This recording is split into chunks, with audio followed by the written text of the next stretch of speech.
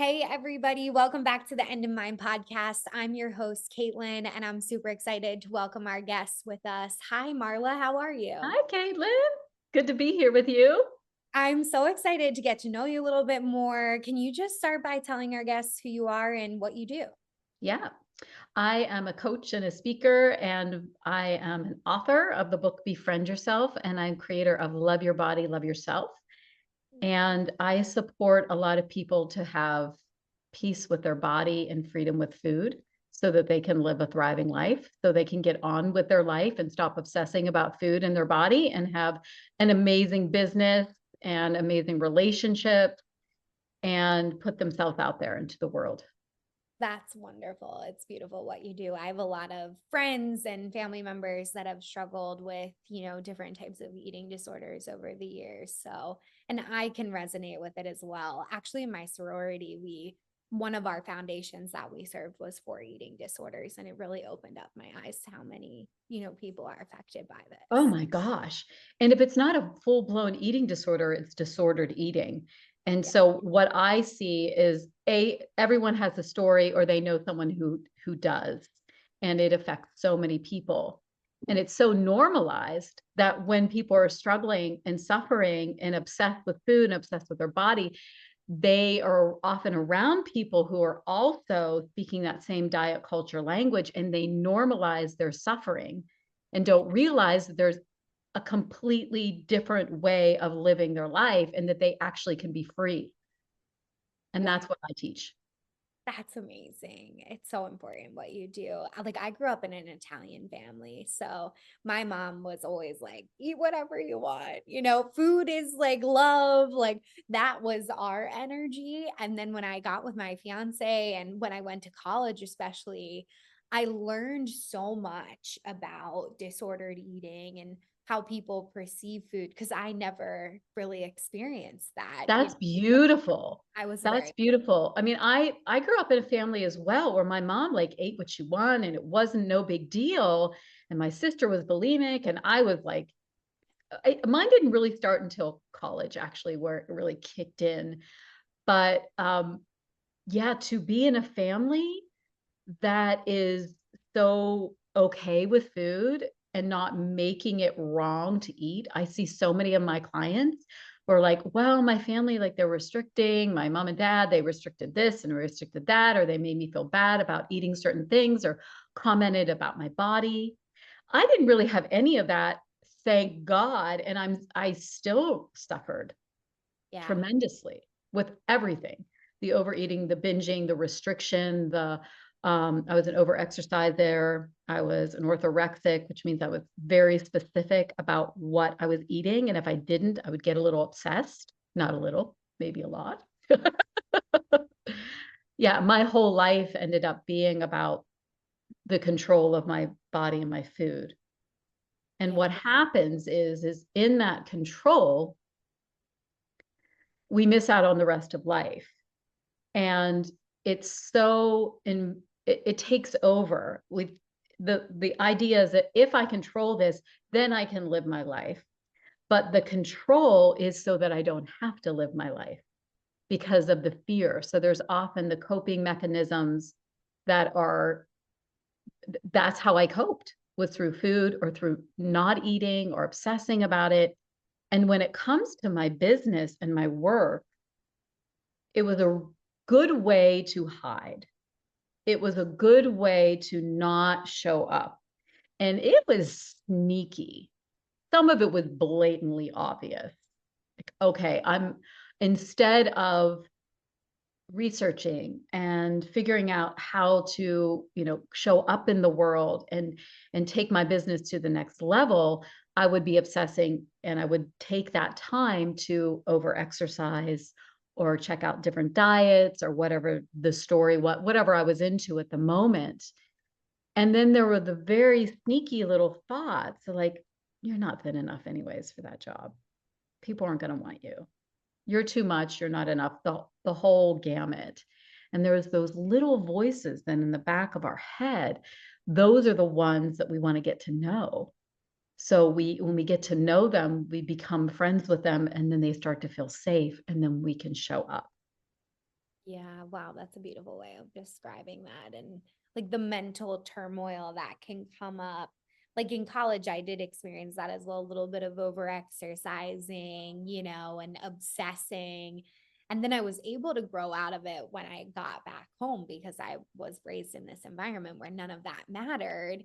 But when you're thrown into a new environment, whether that be entrepreneurship or, like you said, we're pretty isolated, when we're at home and we're working all day. We talk about that on this show a lot. And it's easy to hide, it's easy to be like a Yeah. little antisocial. And I saw somebody joking the other day, they were like, the people that work from home are like the homeschooled kids, like back in the day, like when we were young. It's like we're all like a little socially awkward, like when we eventually go back out in the world. I was like, that's actually exactly how I feel, And with the eating disorders or the eating, habits, it's like any social event normally has food on it, unless you're going for a walk or something, but that still is exercising. It's like, how do we find an area where we do feel comfortable? And is that what hopefully you help your clients create?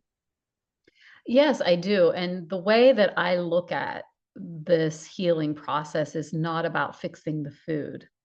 I don't give people a food plan.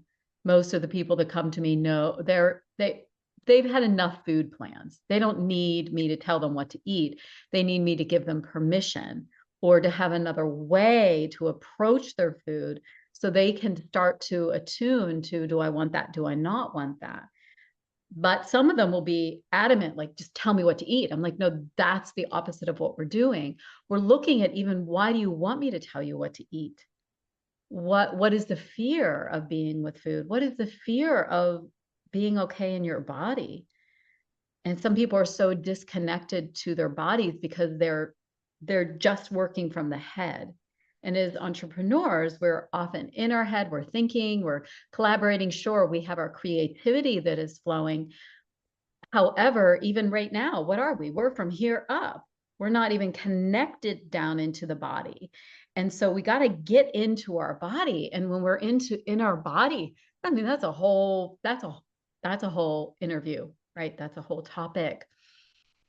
And but when we connect into our bodies, we realize that we're not just our body, we're not just our mind, we're actually a spirit, and we have connection to the divine and connection to spirituality. And that is what I have seen for myself and for my clients. And what I teach is like, the way that we heal our relationship with our body and food is through that divine connection, because sometimes it's so overwhelming. And I get that in my work. Like, I have so many things I have to do today after I'm done with this interview, and it's like, oh my gosh, I'm going to, like, holy man. And in the past, I would just go and eat because there's so much frustration, right? It's like so much energy. Like, what do I do with all this, like, energy that wants to come through? And some of it is so exciting. Yeah. It's so exciting because it's like, I have all this, but like, where do I put it? How do I create it? There's systems. Oh, I need to be doing this. I'm supposed to be doing social media and over there, but I don't even know how to formulate, you know, I'm Right. just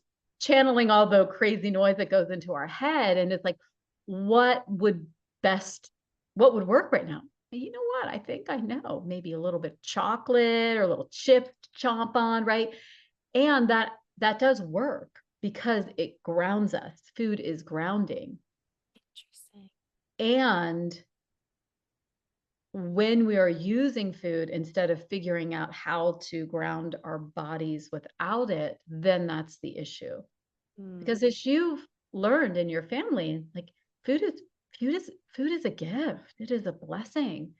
It does ground us. It brings us back into our body, but it isn't the substitute for learning how to care for ourselves.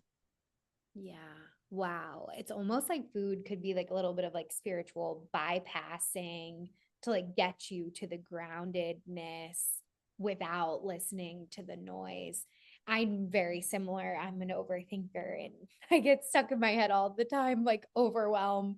And I can see where food would be a really nice way to like connect with the body without having to deal with the thoughts, in Yeah. that moment. And I will say that emotional eating isn't just about eating the food. It can be about dieting. Right. Yeah, right? the opposite, which I The opposite side. It's like, oh no, now I'm going to restrict, yeah, right? Or, oh, I'm hungry, but no, it's only 11 and I'm supposed to eat at 12 because that's what they say on Instagram that I'm supposed to do is eat yeah, at certain times. And then we disconnect from our body and how our body wants to be treated. And then we lose trust with our body. And then we betray our bodies and yeah. and then we feel like our bodies are betraying us, but we haven't actually been in the right relationship with our body. Yeah, to like even know what our body needs. I mean, I feel like I'm going to be 30 next year and I'm still kind of figuring out like I just cut out coffee recently, which I did years ago. Now I'm doing it again and I'm like I actually like bone broth more. So then I've been making that and it's like you want to test out different things, but I love that you mentioned the social media aspect because back in 2020 I watched the trial. I don't know if you remember this when Facebook and Instagram were sued for actually over propaganding for like items that were causing eating disorders in youth. Did And not know about that. Thank you for sharing that. yes, I think that Interesting. you would be really interested. The trial was so captivating. It went across 3 days, and I watched every single moment of it. And it taught me so much about how malleable our beautiful brains and beliefs are, especially at a young age. And it really made me think about how I wanted to show up online. And I sell very softly for that reason, because I never want anyone to feel like they can't survive without me. Like, who am I? Right. But a lot of these eating disorder ads were making children and adults, people in their adult lives feel like they weren't worthy. It was horrible. Some of the stories they would say. Yeah, so that's the blatant ones. And then there are the other ones that are so, to me, obviously diet culture, but Right. they're hidden. They're in that health and wellness that they take, these disordered eating things and they tell you that if you do this, then you're healthy. If you do what we tell you, if we take your power away from you and you listen to us, then you are going to be okay. Yeah. And we have we have to be on that. We can't not be in the fight of looking for where diet culture or anything. So maybe food, if you're listening to this, maybe food must be your thing or your body. Yeah. But anything that takes away our power, anything, but in this context, food and wellness and these different diets. And what I heard you say, which was so beautiful, Caitlin, I'm feeling like coffee is not working for me. Let me check something else out. Oh, this actually feels good. Yeah. So if you were to share that process with people from an intuitive place in your body, that's very different than saying, hey, bone broth is better for you and you should get off caffeine and it's going to make you lose weight and you're going to feel, there's that subtleness. And then let's face it, there's so much advertisement. I think even more so with all the GLPs and the Ozempic and all of that. And a lot of people are getting a lot of success with that from the food noise, because a Mhm. lot of people who have struggled with the obsession and the food noise, that now goes away. And so there's a relief on that level. And then the ones who are feeling like I've been struggling with my weight for so long, now their weight is down and the food is gone. Right. And so we're at the beginning of that, right? And we're going to see what happens. I'm a little careful. I'm a little concerned about people. Like Yeah. what is the aftermath of that? And I also I also get why people are doing it. And it Yeah. it saddens me too. It saddens me. I mean, I have a lot of clients who are, wish they could. Right? They're like, "I can't do that. There's no way. That goes against everything. I know that I'm in it for the deeper journey of healing." Yeah. Of Because course. those are the people that I connect with. They're the ones who've been struggling for so long that they understand that it's deeply rooted.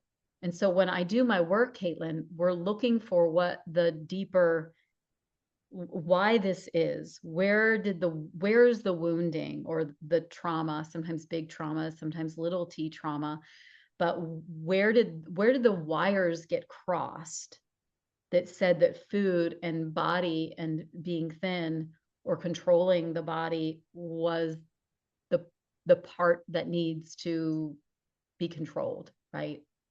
And Yeah. then when we connect those dots, that's where the healing happens.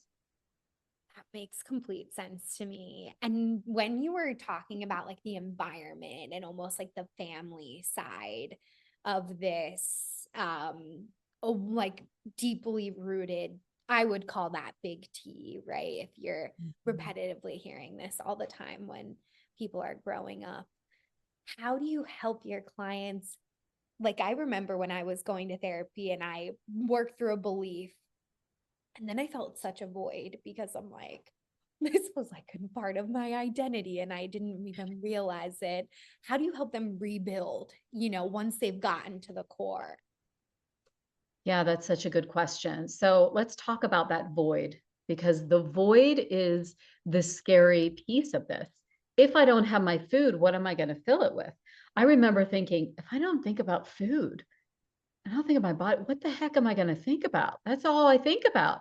And there was that fear of like, what am I going to do? And if you've heard the term dry drunk, I don't know Yeah. if you've heard that, but for Yeah. other people who haven't, it's like they take away the alcohol, but they haven't substituted it with something. And we want to substitute it with love. We want to substitute it with God, with self-love. Because when the void happens, the body goes, what do I do? What do I do? And so it's a beautiful moment to work with someone to take that moment and be like, what do we want to fill it with? Right? What are we putting in its place? What positive reinforcement? Or sometimes, Caitlin, it's not the mind, it's like literally holding the body and being like, I'm safe. I'm safe without this belief. I'm safe with something new. I'm safe in this moment. Because in these moments where we're afraid to let go of something, my gosh, that is the courage. That is why this work is warriors work, because we're stepping out of the the comfortable discomfort and we're stepping into the unknown. And that's why people don't take action, why they don't grow, why they don't grow in their business. They're like, well, if I'm a success, I don't even know I don't know those challenges. I know what my small business challenges are, but I don't know what my big business is. So I'm just going to stay here and struggle here. Same thing with food. It's like, oh, what do I do in this moment if I'm not beating myself up? Like I would, if I didn't beat my body up and didn't tell myself that I was not thin enough, whoa, the fear of that, the Yeah. fear. I'm like, okay, so if I'm telling my body that it's okay and it looks all right, then how am I going to control my food? Because the way I control my food and the way that I feel okay with food is by saying, if you eat that, you're going to gain weight. And so to be in this journey of like, okay, for this moment, it's okay for me to tell my body that you're okay right now. And then Yeah. for the next moment, and then for the next moment, and then for the next moment. So we get to heal slowly. That's the only way I've seen healing done well, is slowly Right? anyhow, right? When anything's that quick fix, like you were mentioning with the GLPs, and it doesn't normally last, unfortunately, for any of our listeners that may be dabbling in that, we're not talking negatively, just No. talking about something that's short term versus a deeper central core wound that you can heal with someone like Marla and really get down to it and feel what that's like. Yeah. And I do think it is, I mean, we all want the quick fix. We all, and I do believe that those moments of relief, like the moments I've had relief, they're just like, oh, okay, this is a new way of being. Oh, this feels good. Oh, I like this. A little more of this. What can I do to create this? Like all the time because we do. All the time, right? Yeah, yeah. And when we're wounded, like for me, I talk a lot about of looping thoughts and Mhm. negative thoughts. Most of the time it's around things that I say, which is so funny because I work online. So I will overthink the way that I'm possibly perceived, or did I hurt someone? And it can really like get in my head. And now I've been able to get to the core wound of like why all of that started. And there was a very large void for a little while. And now I've learned to like fill that with self love, as you're saying, and find the time to nurture that part of myself instead of trying to shut it up, almost like acknowledging that it's there. Because for so long we just have buried our head in the sand or leaned into it. Yeah. Yeah. And what a great way to dim your light, to just make yourself wrong for everything that you say. Right. It's Right? horrible. It's like so sad of what we do to ourselves. Yeah, it is. And I have found that so many people come to me with so much shame around it. I'm like, oh gosh, girl, like I, I we're all in this together. We all Yeah. have the looping, we all have the crazy thoughts. And how, I mean, my book, which is called Befriend Yourself, Finding Freedom with Food and Peace with Your Body, is all about those moments where we're in that moment and we're like, oh my God, what do I do? What do I do in this moment? And I'm like, we become our own best friend. We treat ourselves the way that we would treat our own best friend. So taking your example, it's like you're beating yourself up and it's like, what would your best friend say? Your best friend would say, you're good, girl. Like, chill out. Or, Literally. oh no, that was so beautiful. Like you did so wonderful. I could feel where your heart was coming from. And your intention was so clear, right? Those would be the things that your best friend would say. Or if you're tired, your best friend would say, go take a nap, get Right. off the computer and go take a nap.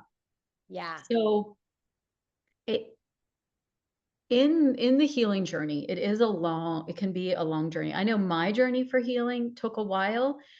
But I didn't have anyone like me. I had to kind of piecemeal my healing together. There weren't coaches like me out there. And honestly, like my family didn't really take me seriously. They didn't really get how bad I was suffering. Oh my gosh. which is Yeah. which is fine, but because from the outside, it looked like I was just healthy eating and I was taking care of myself, but on the inside I was cuckoo crazy. And so coming back to my point, we have the journey of healing, which can often take a while, but in those moments where we don't know what to do, what I give to people is bring in that question. What would my best friend tell me? How would I treat my best friend? If my best friend was feeling this way, how would I treat her? Yeah. How would I treat him? And that's the thought that comes in those moments. That's the thought that comes in the void. That's like, oh my gosh, what do I do? Oh, what would my best friend say? How would I treat my best friend in this moment? Yeah. And that comes in. We all know what a best friend is. We know what a best friend we want a best friend to be. We know what when we have a best friend, they don't treat us very well. We know what that is. We know how good it feels when we are a best friend. And so all these moments are like how we can bring in the healing in that moment. Yeah. Oh my gosh, it's great. Like rewiring and stopping that pattern before. I always say like going down the rabbit hole, and then I'm like Going down the stuck in rabbit the hole. hole, right? And I'm stuck in there. I used to be stuck in there for a few days. Now sometimes it's just a few minutes, And every that's it, time. Caitlin. Yeah. It gets It is shorter and that. shorter. Yeah. Yeah, it's not about like people will say, okay, binge eating, like I don't binge eat anymore. And it just after 2 weeks with this coach, I don't binge.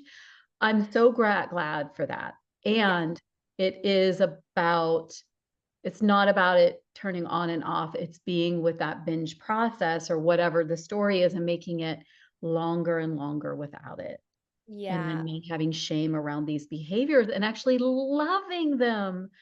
Yeah. They're not like the part of you that went down the rabbit hole. She just needs so much love, right? Totally, like running away. Yeah. Yeah, Yeah. like it's all gonna be okay. And then when you Oh, start to feel safe in your body, which I'm sure is exactly how you help your clients, and when they get mhm. there, it's probably like that proud moment where you're like, yay, like so happy for them and just so excited because you know what it feels like on the other side.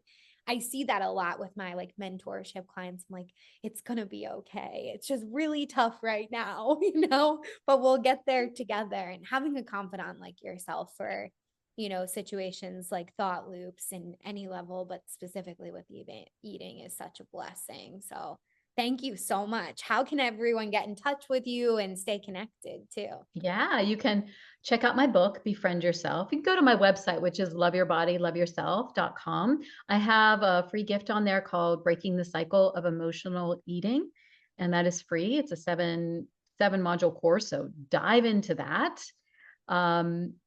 I also have my audiobook, which is coming out, and I have my TEDx talk, which you can check out, which is the secret ingredient of feeling good in your body. Spoiler alert, it's pleasure. I love it. It That's is the awesome. secret ingredient.